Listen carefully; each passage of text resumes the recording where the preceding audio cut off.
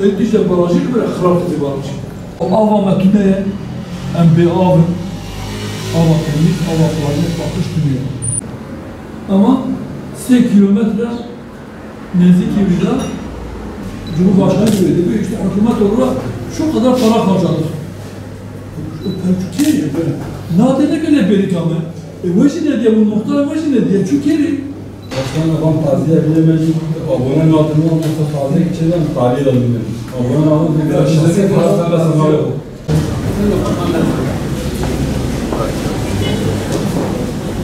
Başa. Acı az memnunum. Ha vallahi. Bir gazeteci de bana ya ancak kimse maate akbajo vallahi benim az bıkıl kadere bir pey var.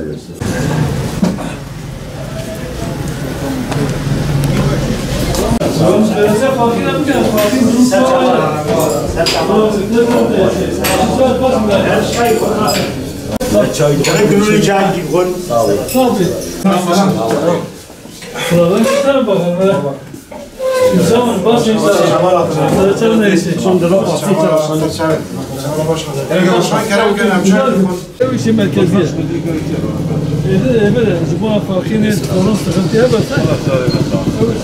Sağ ol. Niye? Vallahi abi işini Kilometre dikeme yana. Vallahi kilometre hiçbir seçim yok abi. Abi bir aydır vallahi en fazla bir kazanacağımız bir ülkedir. En çok da sanki bu üç harfli zincir markette zincir. Adam parayı topluyor kasaya, adam kasayı topluyor, hepsi merkezin parasına yatırıyor. Hesabına. Sivan'a bir faydası olmuyor. O yüzden esnafın da bilinçlenmesi lazım. Halkın da bilinçlenmesi lazım. Başkanımız nasıl yönetiyor? Yani şu çare bu gerçek mi? Hem hazır mı? Kutuş verası ve Selamünaleyküm. Evet çocuğa. İnşallah, inşallah.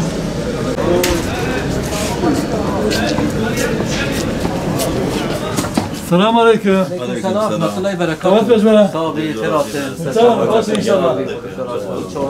Elhamdülillah. Maşallah dükkan bazı ne yani? Amoridi be iş alışverişte ben mi de? Boşuz çok şükür. Evet, taraf çıkıyor ve cihaz alışveriş zede biken. Rey belediye. Evet. Bizim belediye.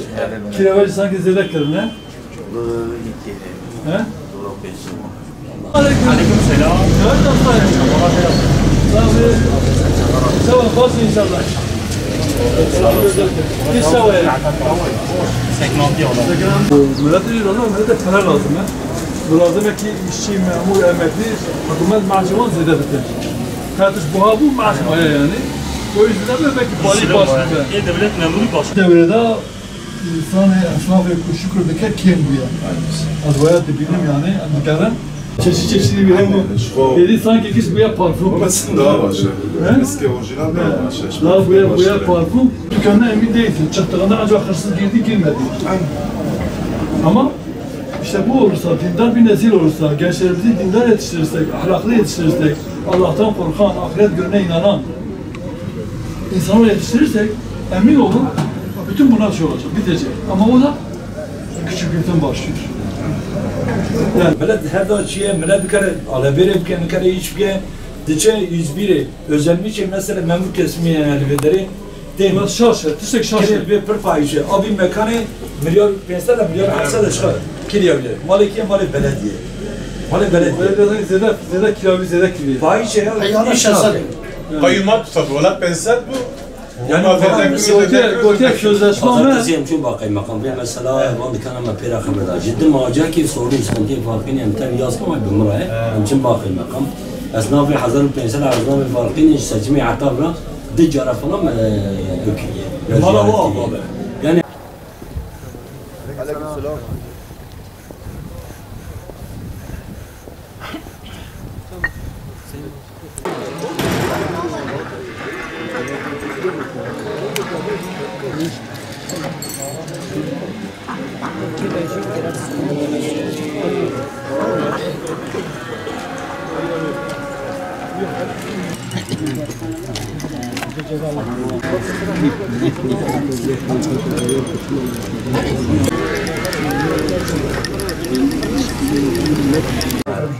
abone بکن این تصمیم مکر و جای تلفنیم که گذرو گیرد نچون هو شاخي وراح والله تجي ما انا بياض انا عاوز اوصل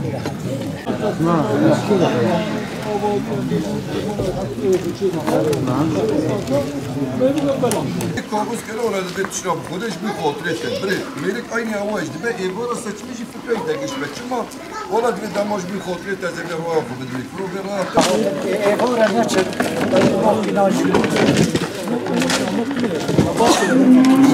Bugün ilçe başkanımızla birlikte Silvan esnafını ziyaret ettik ve Silvan'daki bazı muhtarlarımızla bir araya geldik. Sorun ve şikayetlerini dinledik. Muhtarlarımızın kendi mahalleleriyle ilgili olarak sıkıntıları vardı. Özellikle bazı mahallelerde kanalizasyonların açıktan aktığını ve yeraltı altyapı sorunu olduğunu ve bu konuda da herhangi bir hizmet yapılmadığını, bu sorunun giderilmediğini belirttiler.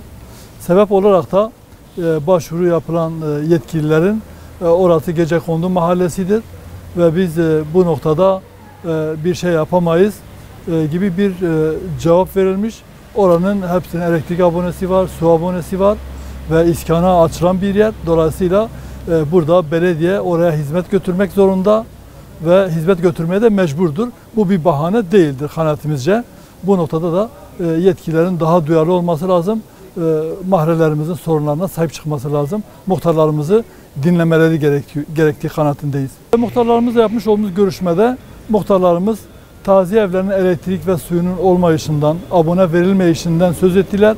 Taziye evlerinin birçoğunu vatandaş, hayırsever vatandaş kendi parasıyla yapıp daha sonra belediyeye devretmiş. Belediye işte bize devrederseniz biz hizmet üretiriz, yardımcı oluruz demişlerdir. Ama maalesef şu an belediye devredilmiş olan bu taziye evlerinin hiçbirinin elektrik abonesi yok. Ve elektrik abonesi yapılması için, elektrik verilmesi için yapılan girişimlerde de belediyenin işte vatandaşlara kendi adınıza gidin birisi bir hayırsever kendi adına abone yapsın gibi bir cevap verildiğini belirtiyorlar. Bu konuda madem tapusu hayırseverlerin yapmış olduğu bu taziye evleri madem belediye devredilmiş o zaman belediyenin yapacağı şey bunun abonesini çıkartıp kendi elektriğini ve suyunun verilmesini sağlamak olmalıdır. Bu konuda bunu vatandaşa havale etmemesi gerekiyor. Eğer vatandaşa havale edecekse bunu o zaman vatandaşın hibe etmiş olduğu bütün bu taziye evlerini tekrar vatandaşlara iade etmesi lazım ki vatandaş da kendi malının sahibi olsun ve ona göre abonesini yerine getirsin. Taziye evlerinin bu konuda muhtarlarımızın bir şikayeti vardı taziye evleriyle ilgili olarak. Bunun da bir an önce ilgilerin gerekli çalışmayı yapıp bu sorunu gidermesini talep ediyoruz. Bir diğeri de esnaf ziyareti yaptık. Esnaflarımızın da birçoğunun zaten ekonomik olarak sıkıntıda olduğunu ve bu sıkıntıların temelinin de zincir marketlerden yani en fazla etkileyen, kendilerini mağdur eden ve iş yapamaz hale gelmelerinin sebeplerinden en büyüğünü belki zincir marketlerin oluşu ve sayısının fazla oluşu onları olumsuz etkilemekte. Çünkü daha önce belirtmiştik zincir marketler iğneden ipliğe her şey satıyor. Bu da esnafımızı mağdur ediyor. Zincir marketlerin ilçe nüfusuna göre bir sayı sınırlaması getirilmesi gerekiyor. Her tarafa açmasının önüne geçilmesi lazım. Bir de her çeşit malı satmasının engellenmesi, bu konuda bir sınırlama getirilmesi gerekiyor ki esnaflar rahat bir şekilde ticaretlerini yapabilsinler ve halk da yerli esnaftan alışverişini yapabilsin. Yine bu konuda halkımıza da bir çağrımız var. Alışverişlerini mutlaka yerli esnaftan yapsınlar. Kendi ilçelerinin ekonomisinin güçlenmesini, kendi ilçelerinin ekonomisinin düzelmesini, esnaflarının iflas etmemesi için, esnafların ayakta kalabilmesi için mutlaka yerli esnaftan alışveriş yapsınlar ve yerli esnaftan esnafı ayakta tutmak için çaba göstersinler. Yani zincir marketlerin yaptıkları alışverişin parası ilçenizde kalmıyor. O başka yerlere gidiyor. Dolayısıyla esnafa sahip çıkmak lazım. Bu konuda halkımızın da bilinçlenmesini ve yerli esnafa sahip çıkmasını istiyoruz.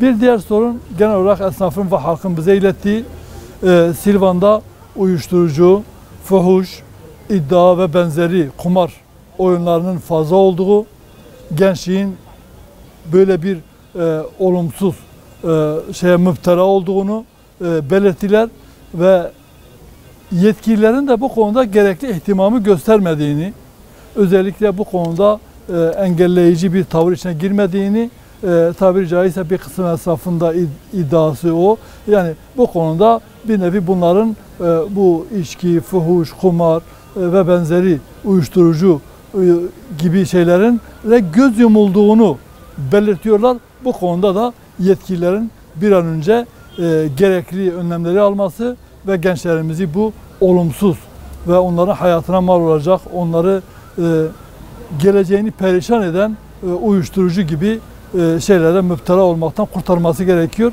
Bu konuda yetkilileri de göreve davet ediyoruz.